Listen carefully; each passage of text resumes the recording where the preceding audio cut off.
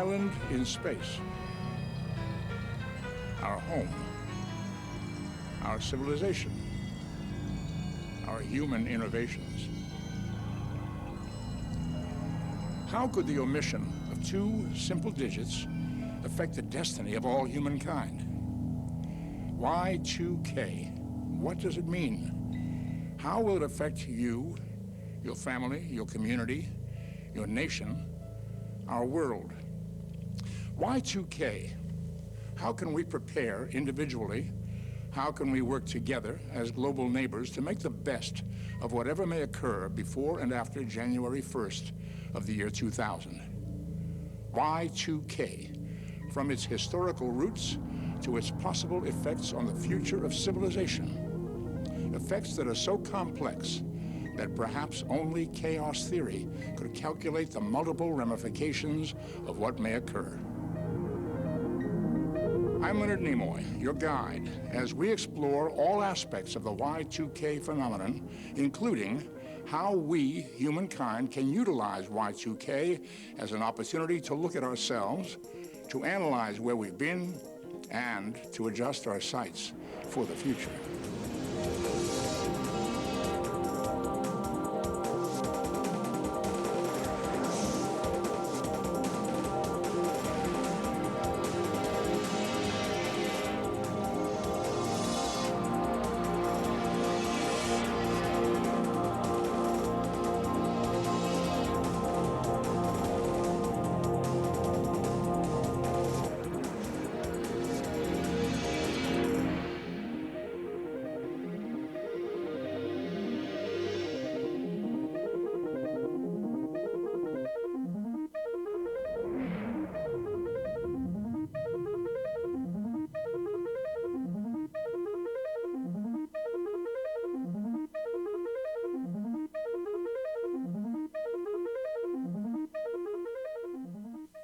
There is an ancient myth of what may have been the most highly advanced civilization ever to dwell on the planet Earth.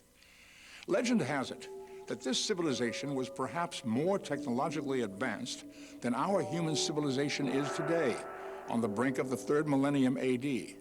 But the legend also ends, suddenly, with the revelation that this entire ancient civilization vanished, that their great island sank into the sea because their technological innovations were too far ahead of their human judgments, human foresight, and simple human frailties. This legendary civilization was, of course, Atlantis. Yet the problem for us in the year 1999 is that we are no longer musing on what may or may not have happened a long, long time ago.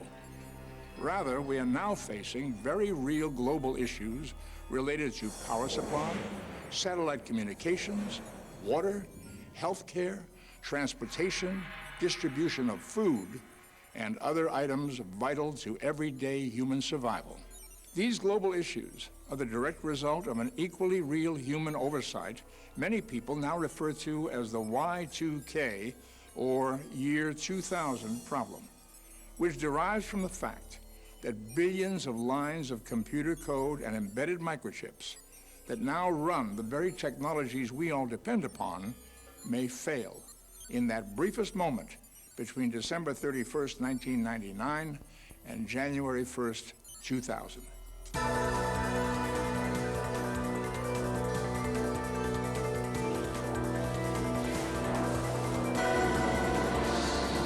And so, we recall the fate of Atlantis. The primary question for our civilization as we approach the year 2000 is this: have we allowed our own highly advanced technological innovations to far outpace our human abilities to control those innovations, and most importantly, to foresee their ultimate consequences? In order to find an answer to this fundamental question, and in order to prepare ourselves and our communities for whatever Y2K may bring, we need to understand the history and ramifications of Y2K from its very beginning decades ago to these remaining days of the 20th century, as we confer with a cross-section of the men and women on the front lines of the Y2K campaign. We begin by returning to the startlingly simple roots of Y2K. When I get out here in these speeches and hearings and other presentations, the first thing that comes up is that people say, how do we get into this mess? The story of Y2K really begins several decades ago, back in the 50s, with a very enterprising woman by the name of Grace Murray Hopper. Her nickname was Amazing Grace because of all the outstanding accomplishments in her life. One of her accomplishments was the invention of the compiler for computer programs, which translates regular written language into the ones and zeros of binary code. It was the idea that said the switch in a transistor is either on or off. And therefore, you can write code that can be read mechanically by a series of transistors strung together that show that they are either on or off, and that was the beginning of what we now call digital code. Maybe even more importantly, Grace Hopper was centrally involved in the creation of COBOL. COBOL, computer business-oriented language, became all-pervasive throughout the computer systems of America and eventually the world. The technology itself is very prevalent in our advanced society, and the failure points potentially span from a very simple industrial process to a very complex financial transaction. That we don't really understand the incredible impact of that little notion that a switch can be either on or off, that a punch in an IBM card can either be in or out. In the primitive days of computers, mainframes relied on the use of hollerith cards, which were cardboard cards with holes punched in them, to create computer programs. They operated computers sort of like the way an old piano scroll would create music on a player piano. I'd been a university president for 18 years, and I remembered right away that we had these huge mainframe computers that took up room after room after room. The kind of computer power you can now get on a laptop used to require a system that was so large it literally had to be housed in its own building. So as more and more COBOL programs totaling in the millions and eventually billions were written on hollerith cards, the sheer expense of computing began to really add up. And so in the 60s, some bright programmers said, wait a minute, why are we punching in 1967? Why don't we just put 67, save the 19? That's when major businesses and government institutions began finding ways to cut corners. One of the most fateful cost-cutting measures was to deliberately leave out the first two digits of the year date. So in the year 2000, and they knew this at the time, you would have 00 pop up, not 2000. So the computer thinks it could be 1900, 000, and that's the problem. So yeah, we may have saved a lot of money by eliminating those two digits, but here we are 40 years later, and the cost to correct problems because of this omission is in the trillions of dollars. Companies aren't spending $100 million or more, and the companies totally spending billions of dollars as a public relations device. They are doing it because they have a real problem to fix and a real challenge to face. That flaw that got put into the system in terms of 2 digits for a date instead of 4 has become, over the last 25 years, absolutely pervasive.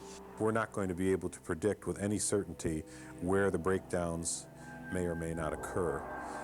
Will it be a nuclear power plant? Will it be the airplanes in the sky?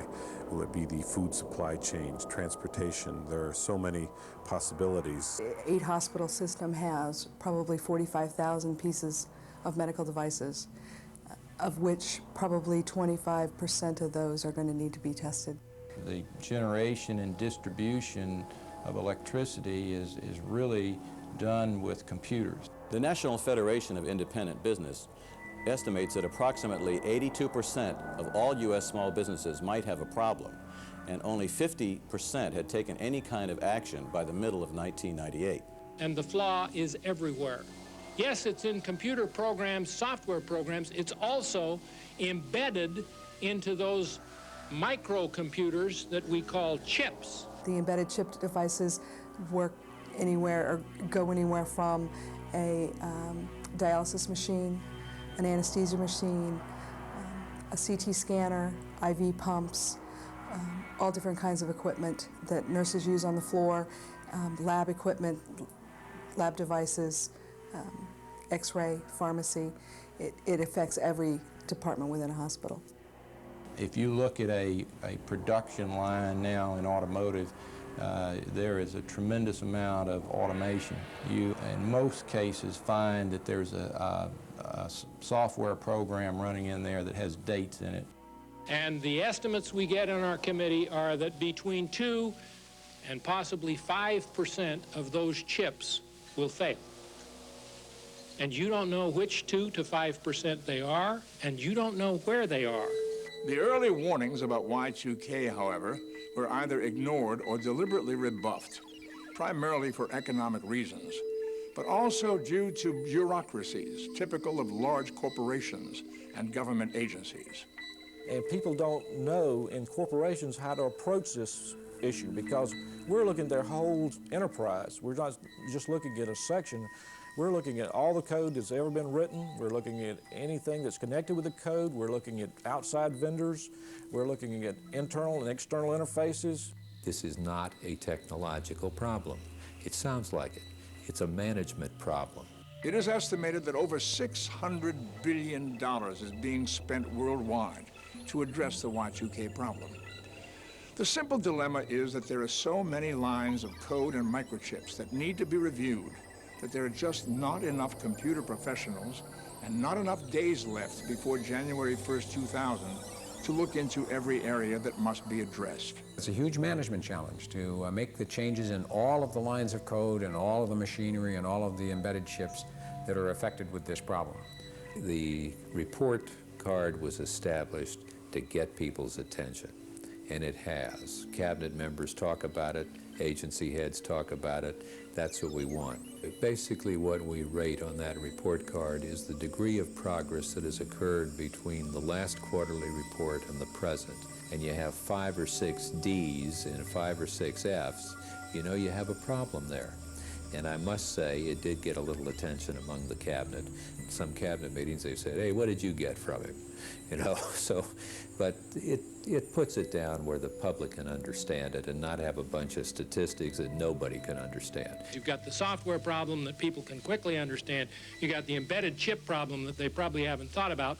And then you have the connections problem that can ultimately kill you. Computers talk to one another. Information is transferred from one system to another. And if that information is not transferred because the computer in question doesn't understand the change of date, if the data that is transferred is affected by a date and causes a loss of integrity of that data, then what has happened is that other computers are affected by that. It can be passed on and on and on. In other words, the FAA, a year ago, had a problem with the radar system. Took it into the laboratory, thought they'd fixed it, this looks great, worked great. They got it into a tower, and when you suddenly have thousands of interactions from airplanes and everything else, people problems, you name it, and it didn't work. So they had to work on it in the live operational context. That type of interconnection is really the basis of the problem of Y2K. There were indeed early efforts decades ago to warn major public corporations and government organizations about the Y2K problem. Despite the fact that there have been a whole lot of so-called Y2K experts popping up in recent years, the fact is that as early as 1960, there were already a number of computer and government professionals trying to warn us about the long-term implications of dropping the first 2 digits of the year date code. My fear is that they've waited too long and they need to get busy and get started. If they wait much longer, truly, there won't be time for them to upgrade their systems, test their systems, and put them back into production. In 1967, the U.S. National Bureau of Standards was given the responsibility to resolve the controversy and went about doing that by surveying federal agencies. Well, the problem with that scenario was that the Department of Defense was by far the largest user of computers in the world, and it had more important things to worry about at the time, like the Vietnam War. It's a natural process, you know, to not want to have to face a painful situation or a difficult situation. But my advice to the American public is get over it. So the Department of Defense basically told the National Bureau of Standards that there was no way they were going to convert the 4 digits for your date code. Now, a very able woman in the Department of Transportation even earlier suggested they do something in 1987, and she was laughed at. The old boy network, you know, what do you know, etc. She was right, and if they'd listened to her, we wouldn't be in the bad shape in the federal government that we are right now. In the last several years, more and more professionals working in the field of computer science have written papers, books, or have spoken publicly about what may occur at the end of the millennium as a result of Y2K. So we have to do something very, very dramatic. This should be the #1 priority of every CEO in the country. We can't do this without a much higher level of awareness to get everybody involved. One of the major problems everywhere is getting people to understand that Y2K is everybody's problem right now. The debate has been all or nothing. Either the system is going to stop totally, or then people say, well, then there's no problem. And the problem, I think the system will not stop, but that doesn't mean we don't have major problems.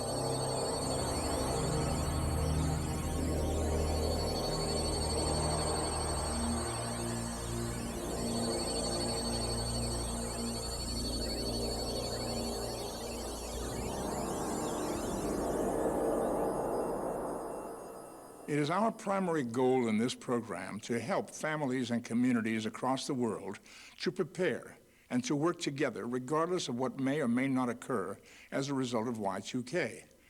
There still exists, even in 1999, a general state of either denial, complacency, or even apathy about both the reality and the potential effects of Y2K. And unless we appreciate what may occur, we may not be ready, either individually or as a civilization. In dead of winter, at the stroke of midnight, January 1st, 2000, elevators may stop. Heat may vanish. Credit cards and ATMs may cease to function. Airplanes and trains may come to a halt. Telephones and televisions may not utter a sound. Water delivery systems may not deliver water for cooking, drinking, or bathing. Streetlights, stoplights, lights in buildings everywhere may flicker out. Hospitals, clinics, pharmacies may be unable to provide proper medical care. Banks and stock markets around the world may suffer some form of meltdown. And nuclear power plants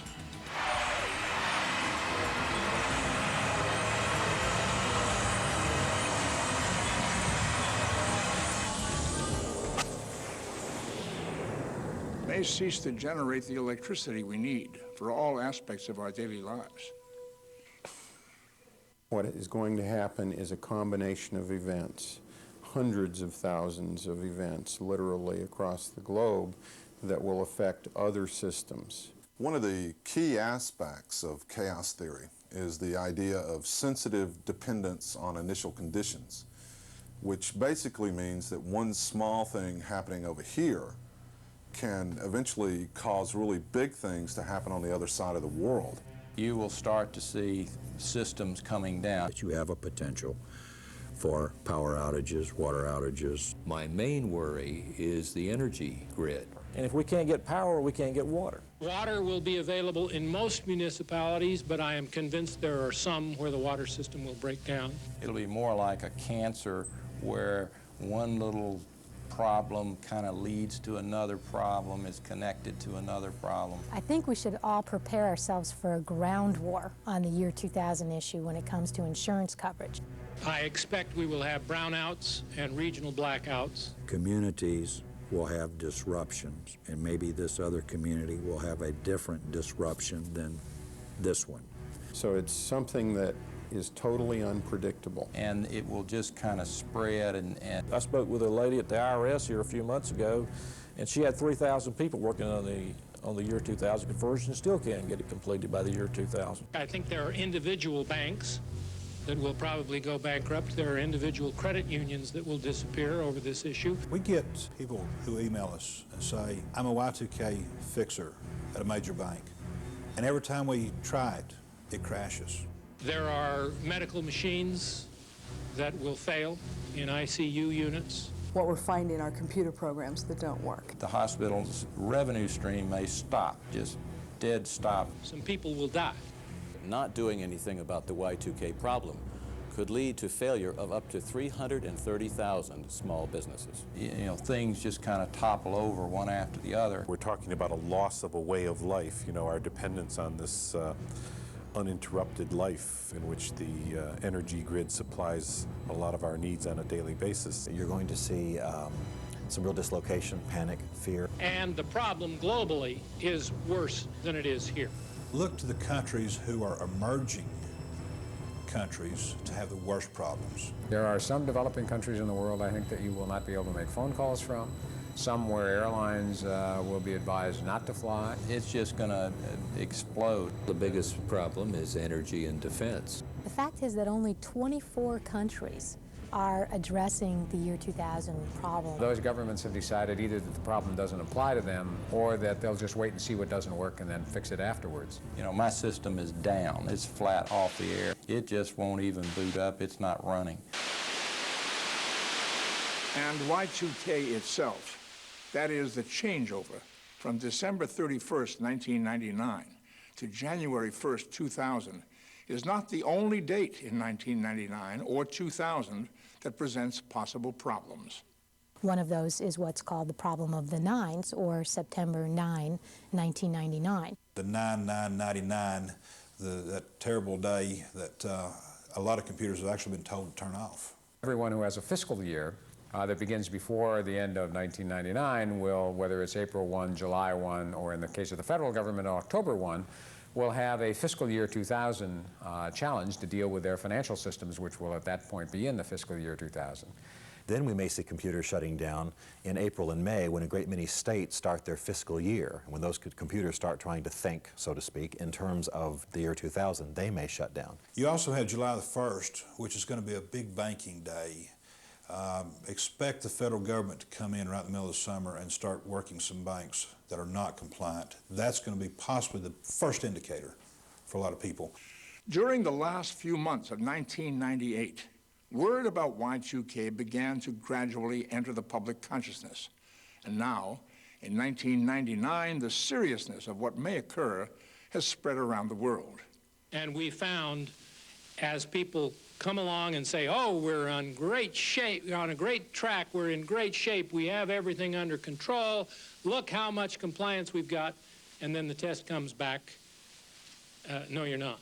And when we think there's some hokey pokey going on, as it did in defense a year ago, where they wiped off for the next term a couple of hundred critical mission systems, and we looked at that, we said, gee, are they working that fast suddenly to clean up that mess? And no, they weren't. They just wanted to look good, so they knocked a few off. They redefined them. They said they aren't critical mission, wham, so their total went down, and which angered me in the sense of them trying to pull that stunt.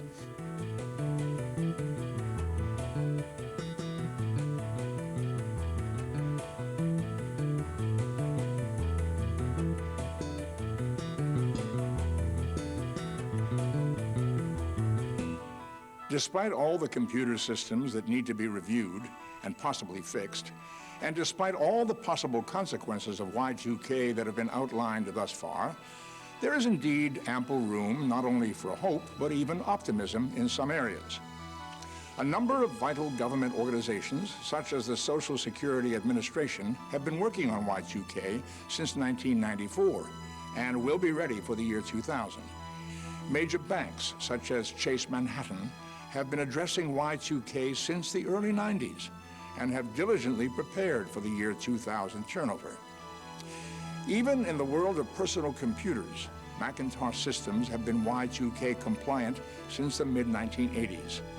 And President Clinton has appointed a special Y2K czar to oversee a nationwide campaign to address, review, and resolve every aspect of Y2K as it affects America and the world. The first thing we have to do is have the public feel comfortable that they know what's going on. They know what's being fixed, they know what still remains to be done, they know where the risks are. The second thing they need to know is that we're managing against the problem, not just the federal government, but the major companies in critical sectors in the economy. In other words, even though our society has been slow to realize the full implications of Y2K, human ingenuity is now at work on both large and small scales. The FAA has been having meetings and schedules that are being set, and every piece of equipment has been identified that will need software modifications. We also have backup systems for backup systems. That's the way we always do business. And I'm sure that the priorities of keeping flights going is going to be number one for the economy and number two for the safety of everyone. The problem has been worked on now for 2 or 3 years at a steady pace, and we're making good progress, and I think we found the major bugs. There certainly will be a lot of little things go wrong, but as a whole, I think it'll just be more of a nuisance. Of the 150 mission-critical systems in our agency, last year in September, we completed all repair of all systems except for one, which should be repaired shortly. Secondly, we've tested all but about 8 or 9 systems. So we're very confident that we're going to meet the dates set by the government for all of our mission-critical systems. At this point, we have no indication that there's any reason for people to assume that there are going to be any major failings in power or telecommunication or financial systems. And in fact, quite the contrary, the major companies in those industries are making very strong and good progress. And that's what I believe too. I think people will pull together into this year 2000 conversion, and we'll pull together as one unit and get this done. I don't see that there'll be a catastrophic failure where there's riots and, you know, people running around shooting each other and things like that. The people that are going to get a gun and a year's supply of food and run to the mountains will find a lot of other people with guns in the mountains in a bad mood. So it's best to stay in your community. This is a community problem. We handle it at the community level. If the immediate response is to buy machine guns and camouflage and lock ourselves off from our neighbors, well, then what's happening is what's in the human heart is boiling to the surface. That's why Christians have got to challenge that whole mentality with a non-selfish, serving kind of mentality that makes a difference in the lives of their neighbors. It starts with you. And I think if everybody does their job and puts a lot of thought in it and does the right thing and just simply prepare, then I think you'll make it just fine. One of the things that the Y2K event is likely to initiate is a rediscovery of community. Most people today have lost touch with community. We live lives that are very insulated from one another. This is not the end of the world. This is a problem. Things are going to be broken. The electricity may be broken. We will have to be patient while it's being fixed. That's all. And you know what? While it's being fixed, we might actually enjoy some family time. It may be also that we come to realize that technology doesn't supply all the answers that we hoped it had. One of the ways that we're going to be testing ourselves, of course, is to have a more concerned relationship with our fellow man. I think that really goes without saying. I think it's possible that we end up with disconnection from our toys, a stronger connection to other human beings, cautious and wiser reliance on technology, and a greater love for the simple things of life, which is what life is really about. I think our modern age has been disconnected from the true values of life, and I think all of that could result on the other side of Y2K if we approach it the right way.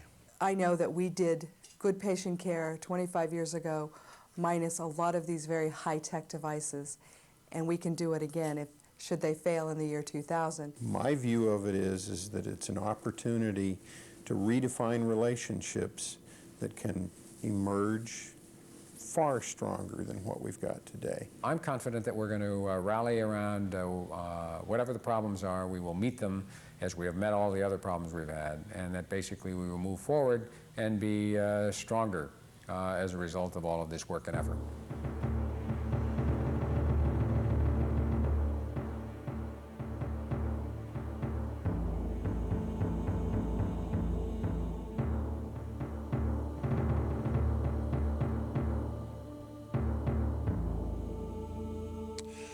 By this time, in the year 1999, the term Y2K has entered the public consciousness. World leaders in government, spiritual, and corporate circles have all found themselves in one of the greatest dilemmas facing humankind. But the dilemma is not Y2K itself. Rather, the concern for world leaders is how we, as individuals, as communities, should best approach Y2K. But the reality is there are no Y2K experts. And this is because nothing like this has ever occurred before in the history of humankind. The reality is no one knows exactly what's going to happen. So, the real dilemma facing not only world leaders, but each one of us, is how to find a clear, reasonable, balanced approach between those who call for extreme survival measures versus those who advise no action at all.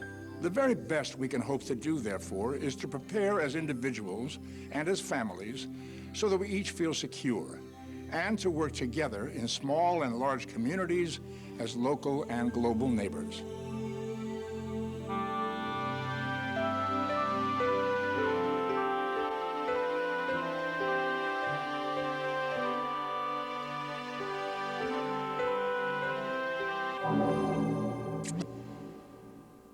Hi, I'm Ted Wright.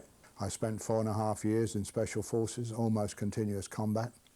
And I travelled from El Alamein in Rome. I was part of the Desert Rats team, and I ended up at outside Rome, and I survived Anzio.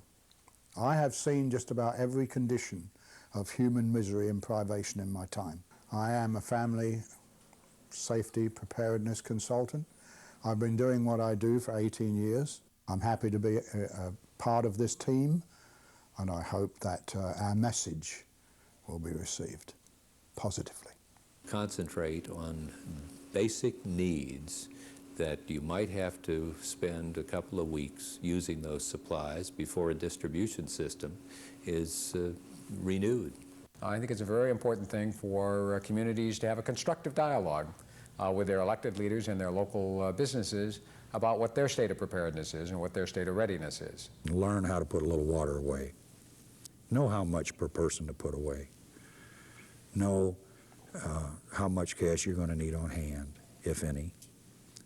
Know what you're going to do. Water, and I've said it for years, is going to be a prime problem in this country with regards to fresh drinking water. It's already a problem now. It's been highlighted in newspapers, periodicals, magazines have all run specials on this. Have a minimum of at least 4 weeks' water for each family member in storage as soon as possible.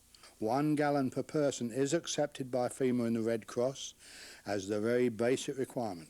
So for 1 month, 30 gallons per person is your target. Other than buying water, fill every container that you use. Milk, juice, soda pop, rinse it out, and fill it with fresh tap water and store containers in a cool, dark place. I have containers all over my house, all over my yard. I have them in the bedroom, I have them in the linen closet. Store them, store them, store them. Fresh water properly stored lasts for years. The enemy of water is light and heat. We now have excellent technical advances that have resulted in very compact, portable, inexpensive water filters that we can process our water through and know that it's safe to drink no matter how long it's been in storage. If you're in doubt, filter the water using a good water filter, now available in the $30 range and up. Be sure it is at least a 0.05 micron or less, because then it will filter out possible bacteria. But if you have no filter and have doubts, boil the stuff. And now let's talk about storing water for purposes other than drinking. Picture this. You get up one day, you go to the bathroom and discover you don't have water. You then realize you only have 1 flush per toilet, and then things are going to get nasty and unpleasant. What do you do about this?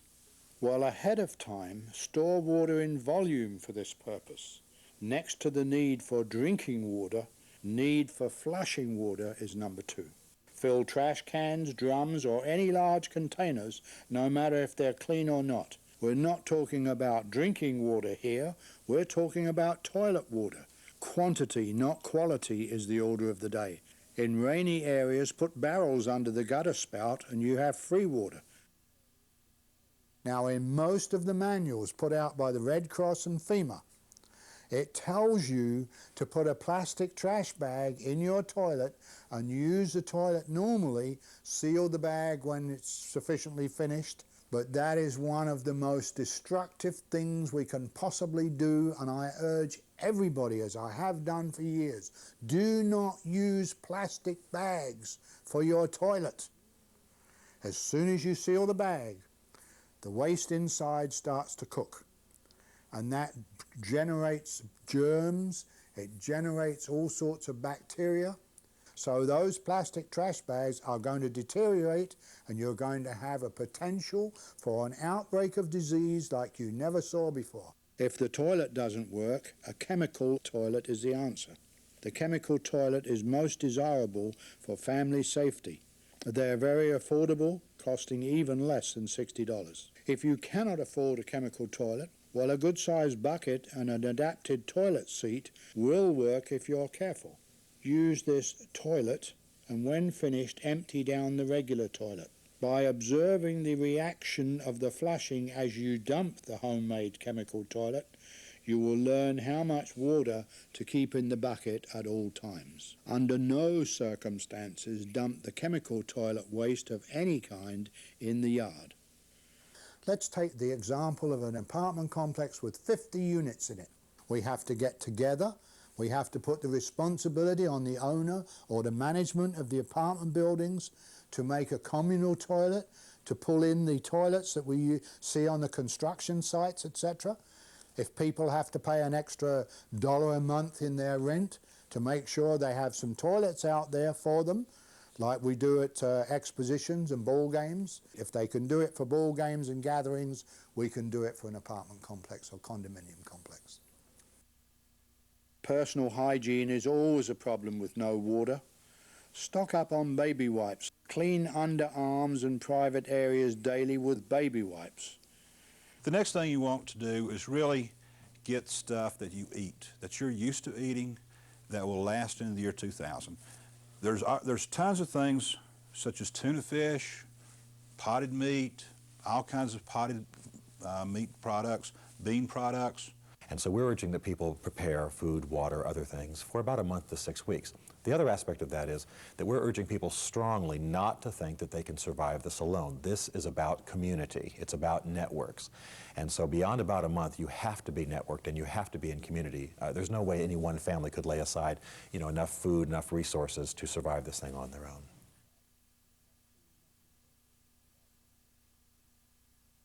You need to have a minimum of 4 weeks of food for this emergency for each family member. Same as the water, remember? And also, pets are family members, and they need food and water for the same period of time. The body needs a high concentration of protein and minerals to stay healthy. 50 to 60 grams of protein a day is a good guide, and the average adult should consume this much protein. That is approximately 1,500 grams of protein a month. If you have the time, a dehydrator is worth its weight in gold at this particular time. Homemade jerky can be stored with white rice to absorb any extra moisture it may have after processing. Mary Bell's book on dehydrating food is a great resource if you want to try home dehydrating. We must learn the fundamentals and be like a squirrel. We must get a little bit and put it away, a little bit and put it away. In my own teachings, I teach the bin method. I talk about a 30-gallon trash bin, but it can be a smaller container. You need a container with a good tight lid that you can put food in. Once you have stored your protein, then work on storing other foods you will need. Here are some suggestions: dried beans, rice, powdered milk, dried fruit, powdered protein drinks, alfalfa seeds for sprouting, and any canned foods you might like. If you have the money, MREs, meals ready to eat, can be purchased from military surplus stores or from many sites on the internet. The sooner you start your preparations, the better your opportunity to get the supplies you need at reasonable prices. Y2K specifically is going to affect our utilities and our services. We can't do anything about the telephone, we can't put the power back on, but we have to have alternate means of heating and alternate means of lighting. Now that we have covered the subjects of food and water storage, let's move on to the problems of staying warm and having emergency lighting. If you have a fireplace or a wood stove and you don't have any fuel or you've run out of fuel, you can burn newspapers hand-rolled into logs. Basically, you roll the newspapers very tightly and fasten them with metal wire. As for heat, a good modern kerosene heater is the way to go. They are safe, do need ventilation of course, but are very efficient and economical, using under 10 gallons a week, burning 10 hours a day. I stress the need to reduce the logistics. Don't try to heat the whole house. Select one room large enough for the family and use that one room for living in. For this 4-week period, it's not that big a deal. There is a long life flashlight, and boy, it's apart from all the rest. I have one and it's just amazing. Mine will go 2 years on one battery. Candles are a pleasant but controversial light source. If you are going to use them, be very, very careful, as they can be as dangerous as they are useful, especially around children. You may want to purchase an oil lamp from your favorite discount store. Oil lamps are one of the most economical ways to provide emergency lighting. 2 gallons of lamp oil is approximately a month's supply using your oil lamp 5 hours a day. There is also the crank radio and light that is very, very efficient. Hot meal? Sure, if you want to. Keep warm? Why not in a reduced living area? Be sure to stockpile plenty of the fuels you know you'll be using, such as firewood, kerosene, lamp oil, etc. You may want to have fire starter bricks and extra lighters available. Make sure you have plenty of batteries on hand for your flashlights. If you don't already have one, a fire extinguisher. You should have a good basic first aid kit. I have urged people for years, go to your doctor and ask for an extra prescription so you can cycle your prescriptions, have a month ahead of you. No doctor will issue a prescription ahead of time. We have to change the thinking of the AMA. Make sure you have your medication through the year 2000. You'll want to make sure you get it perhaps filled in December of '99. That hopefully by 3 months from then, through January and February of 2000, as they work through the glitches, should there be a glitch, that by the time you're ready to fill your prescription in March, you'll have the computer system fixed and your medication will be available to you. And the medication problem, as far as I'm concerned, is a time bomb waiting to go off, and it's going to be very, very serious. Make sure you have enough prescription medicine to last for this period of time. You will need to talk to your doctor about this. Home remedies and herbal teas. Have a good 4-week supply of toilet paper, paper towels, lawn trash bags, diapers if you have a baby, feminine products, contact lens solution, and good personal grooming items of your choice.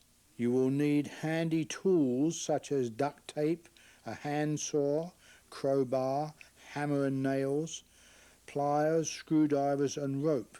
You may want to put some money aside because that you may not be able to get to your bank. Your bank may be down for a week or two, and it would be a discomfort.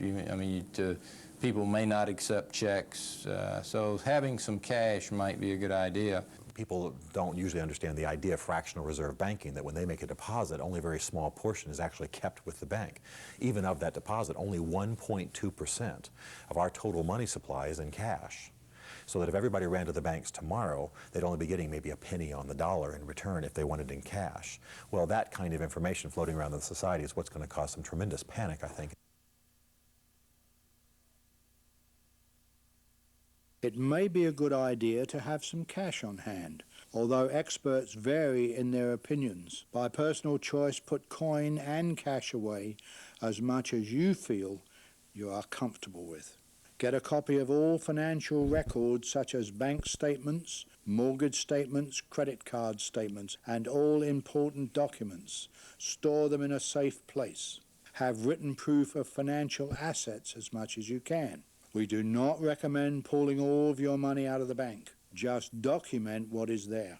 Tell your children they don't have to worry about Y2K because your family will be prepared if the water or electricity goes out for a few days.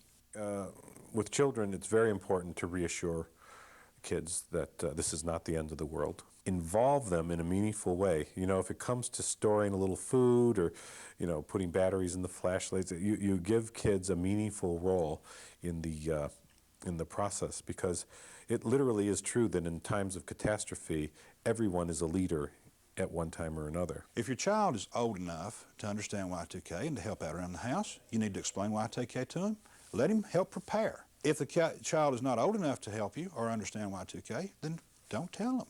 I mean, it'll be part of their life experience that children are pretty resilient. They'll figure this is normal. Be sure you have provided for your well-being and morale. Have games that require no electricity, books, playing cards, puzzles and crafts. These will keep you and your children happily occupied. Tell your friends and relatives that preparing for temporary shortages and outages caused by Y2K is a good insurance policy. You don't expect your house to burn down, but you're still insured against that possibility. Now that you have seen some of the ideas in this program, you know how easy it is to start your own short-term preparations. Many people, especially those who live alone, are overwhelmed by the potential of this Y2K dilemma. Remember, all problems have a solution, and people will continue to work on the problems we have outlined in this presentation. If you would like more information about my educational materials regarding Y2K, my newsletter or other products, please call 1-800-948-8301. I think that it's prudent, just as companies are planning for year 2000, so also is it prudent for individuals to engage in that same type of thinking. I'm going to buy a generator and at least enough of water for a month's supply of food. Basically, we're prepared for a couple of 3 months. I don't think it'll last that long, but it's not that expensive in 1999 prices early. I plan to do is to store a month's worth of food and a month's worth of water. I will make my bank send me all my records. I'm keeping all my receipts for all of my medical expenses for the year 2000 or for the year 1999. Why don't you test yourself? Why don't every home test? Why not go home next weekend? Why not Friday night, turn the box off, turn the electric off, go shut the water off, okay? Have a few bucks in your pocket. See what you need. Y2K is a computer problem, but it's going to face the individual with their own reality. Whatever that reality is, it's going to face you face to face with a mirror. And in that mirror, there's going to be you. Here's a checklist to help you, your family, and your community prepare for Y2K. Do you have at least a 3-week supply of water on hand? Do you have at least a 3-week supply of food ready, primarily canned and dried foods, which are not dependent upon refrigeration for freshness? Do you have hard copies of all your important documents, such as bank statements, stocks, assets, birth certificates, and so on?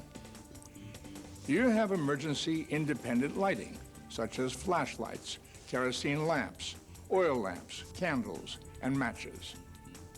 Since Y2K will happen in the dead of winter, if you live in colder climates, do you have emergency heating methods or other means to stay warm, such as a well-prepared fireplace, at least 3 weeks of kindling, real or synthetic fireplace logs, as well as sleeping bags, heavy quilts, heavy coats, thick gloves, thermal underwear, and socks?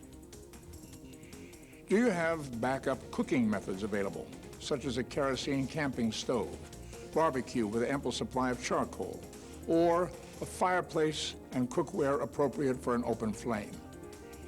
If you are continuously reliant upon prescription medicine, have you made provisions with your doctor to have at least a 3-month supply of medicine after January 1st, 2000?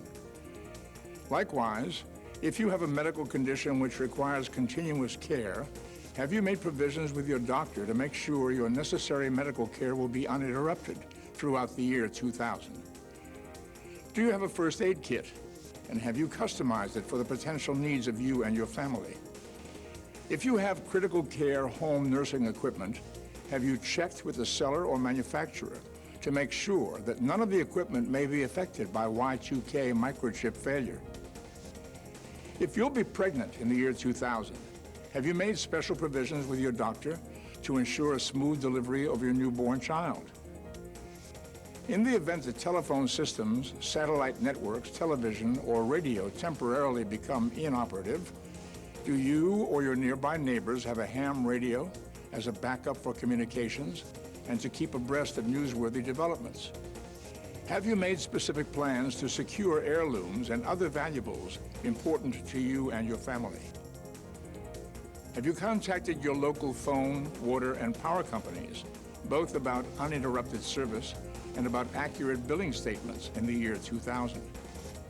If you live in a skyscraper or other high-rise dwelling, have you and your co-tenants conferred with building management regarding backup generator for the entire building, regarding emergency provisions for heat, light, water, and waste management? If you live in a community of neighborhood homes, have you begun organizing with family, friends, and town leaders to prepare contingency plans for the first 2 to 3 months of the year 2000, particularly regarding emergency food, water, and heat provisions? Have you made special contacts with any elderly or disabled folks to see if they could use a little help? And have you communicated with your local, county, state, and federal representatives to make sure they're doing everything in their power to prepare for Y2K? Finally, one good thing to remember regarding all of these items of preparation is that regardless of what may or may not occur as a result of Y2K, all of these things will still be useful to you and your family. And the efforts to organize with our neighbors will be beneficial to all parties concerned, no matter what does or does not happen.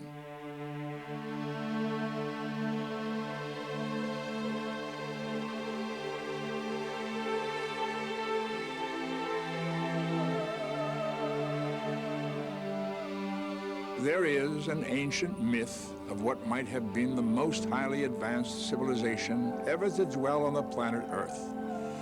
But that is indeed just an ancient myth. We're now, without question, living in one of the greatest periods in all human history. It's both an exciting and challenging time to be alive. We both enjoy and are awestruck by the unbelievably rapid advancements in human ingenuity and technology. Yet, how fragile do we now find ourselves before the juggernaut of our own inventions? However, as we indicated earlier in this program, there are no Y2K experts. No one knows exactly what, if anything, will happen. And our individual and collective response to Y2K is actually far more important than Y2K itself.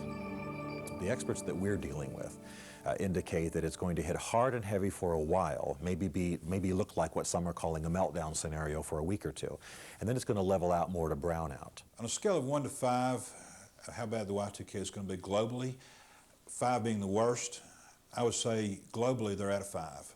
In the States, we have been at a 4. I think we're going to end up about a 2. My personal sense of this is in the range of 3. I think there are going to be major disruptions.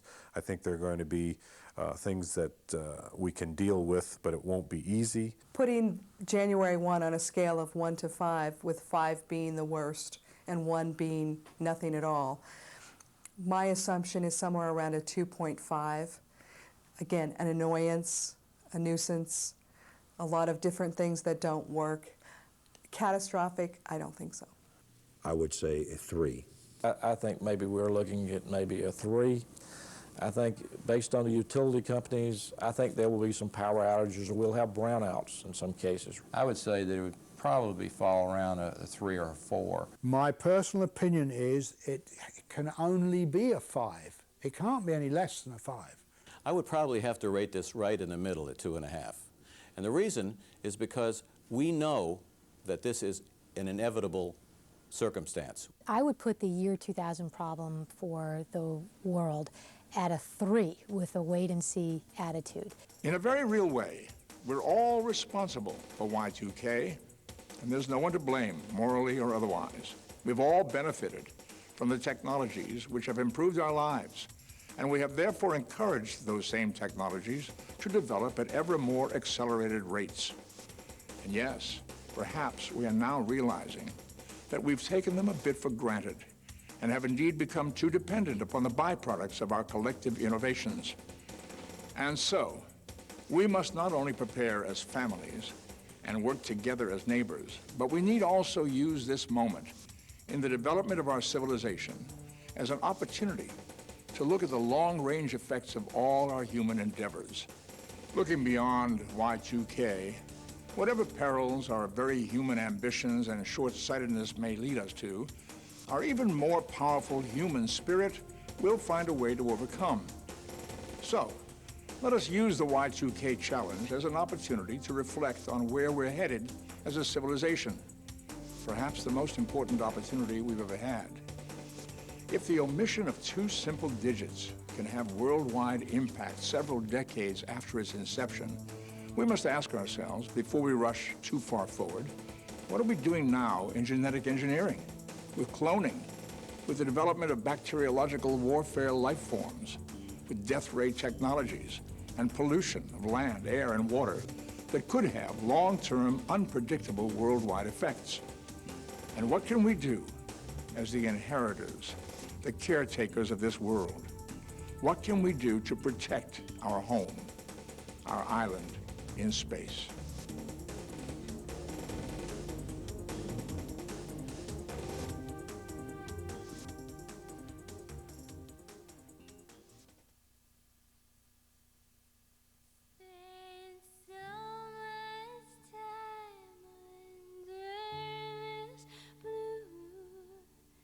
Trying to get back up to you, so caught in this perpetual night, but I straining upward, I see